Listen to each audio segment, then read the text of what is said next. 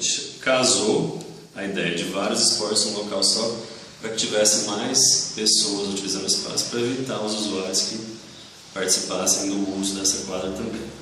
Então o que está demorando é o atraso nessa transferência, porque tem que fazer todo o projeto topográfico e algumas alterações que foram sugestões dos próprios skatistas em relação a algumas rampas que estavam em locais errados. O que aconteceu? A gente pediu uma autorização da prefeitura de uso de uma das 4 quadras lá no Espelho d'Água, no próximo ao objetivo, e foi concedido. O pessoal tem a COP, o pessoal do skate tem a COP, então eles podem sim utilizar uma das 4 quadras lá para a prática do skate.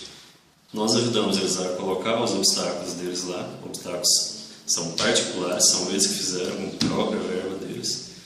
E o que aconteceu foi que, nesse fim de semana, não sabemos quem, jogaram os obstáculos deles no córrego Barrinha. Então, o que aconteceu? Hoje a gente não sabe se esses obstáculos vão estar bom para uso ainda. Então nós vamos lá ver como é que está a situação desses obstáculos hoje. Ok.